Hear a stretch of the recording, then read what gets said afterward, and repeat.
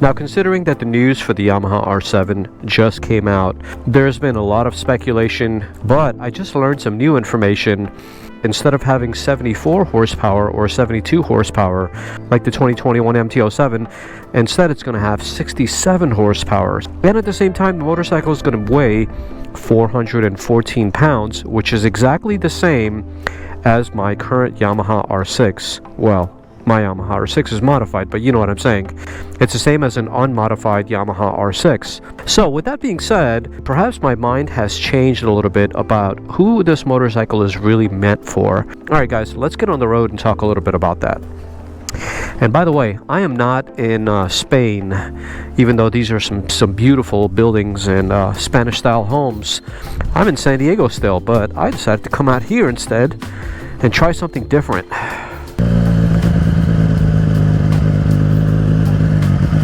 I recently created a poll on my community section. 75% of you are kind of disappointed by the new Yamaha R7 specs, and 25% of you are happy about it. So for the 25% of you that are happy about it, I got some good news for you. And I'm going to assume that you're a fairly new rider or someone who wants to buy an additional bike for a different purpose. So this video is mainly about brand new riders, because up until today, my strong opinion for a brand new rider, which half of you guys may agree with, half of you might not, and that's totally okay. This is a subject that is kind of always up for debate, and I'm always up for it, but this is just my opinion. You can go any direction you want, and I know some of you guys start out with leader bikes, and that's perfectly fine. But when I make these kind of videos, they're meant for the general public, not just a single person or a criteria. I always say that the best beginner motorcycle is the KTM RC390 or the 390 Duke that I started out with. Or you can go the Yamaha R3 route. The R3 was probably going to be my first choice, simply because it's such an upright motorcycle. It's about 300cc and close to about 40 horsepower. Perfect motorcycle for someone just starting out. And of course, it weighs less than 400 pounds, shying somewhere around 370, 380, but whatever, regardless. That's the perfect motorcycle to start out with, and I've reviewed that motorcycle on the channel in case you want to check that out. So, the new R7, I think, changes my mind on what could potentially be the best new motorcycle to start out with if you're a brand new rider. And I'll give you my reasons why. First of all, the Yamaha R7 weighs 414 pounds. So even though that goes against what I always say is a good starter bike, I think it's compensated by having a low horsepower figure of just 67.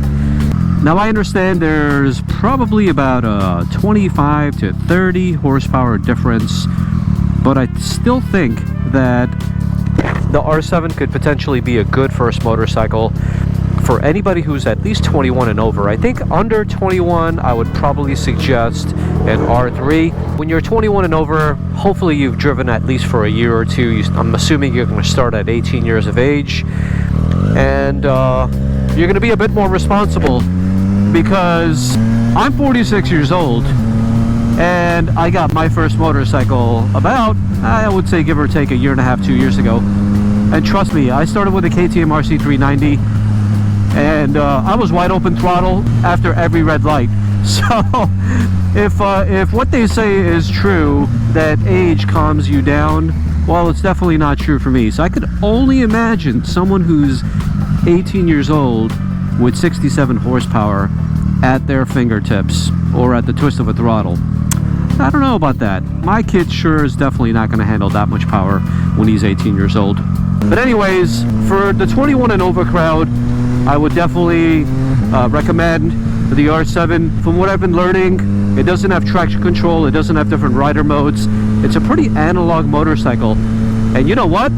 I like that. I like an analog motorcycle, because an analog motorcycle will teach you skills, all the skills that you need. I started off with an analog motorcycle, and if I can do it, anyone can do it. With only 67 horsepower, I don't think you'd get yourself into too much trouble. Even if you track the motorcycle, 67 horsepower is something that is easily approachable and something anyone can handle. But besides that, even though the R7 doesn't have all the electronic gadgets, motorcycles these days are just so much better. They have better tires, they have better suspension, better geometry, and so they're safer than they used to be. Motorcycles 20 years ago, if you... All right, this guy wants to race, or girl.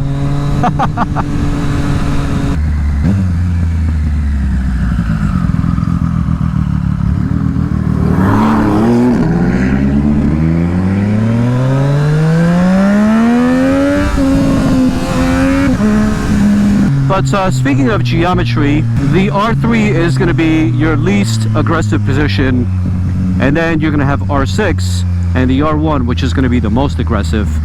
But I think that the R7 is going to be somewhere in between the R3 and the R7. So it's still a relatively aggressive position. It's not going to feel super comfortable as a daily rider. Obviously, if you want something that's a daily rider and you're purely a beginner rider, then you might want to consider your choices, because there's a lot of them out there. Well, I mean your other choice would be an MT-07, right? Because an MT-07 is about 74 horsepower, so yeah, I mean 10 horsepower more, and it's going to weigh less, so it's going to have a lot of power. I still don't know if I recommend that for a beginner. An MT-03 is what I would recommend as an alternative. If you're going to get the R7, then it's probably a good idea for you to be in good shape. But if you're going to be riding that motorcycle on a regular basis, chances are you're going to get in good shape by default. Because it is a fairly aggressive position. But if I were you and you got that R7, the first place I would take that to is to the racetrack, man. Because that motorcycle is probably going to be a gem to ride on the track. Get in B group or C group. Well, if you're a brand new track rider, if you've never done a track day in your life before, get in C group and learn the lines, and then figure out everything from there. Because a motorcycle like the Yamaha R7, considering it's given the name YZ, which is something that all our race-bred motorcycles get, is something that should definitely be exploited for its full potential. And I think with a motorcycle like the R7, that's where its testing grounds are. And I would absolutely love to get that motorcycle and bring it to a small track or a medium-sized track like Chockwalla here in California, or it's one of my small favorite tracks. It's called Apex Kart Track, and that track is absolutely perfect for something like an R7, because I used to take my old KTM RT390 race bike over there. Had a cup bike, and that was a whole lot of fun. That motorcycle had about 42 horsepower. So it's a perfect motorcycle for that track, and you can definitely cycle through the gears and have a whole lot of fun. So that's the bike I would recommend for anyone just starting out, especially if you've never gone to a track day event before in your life.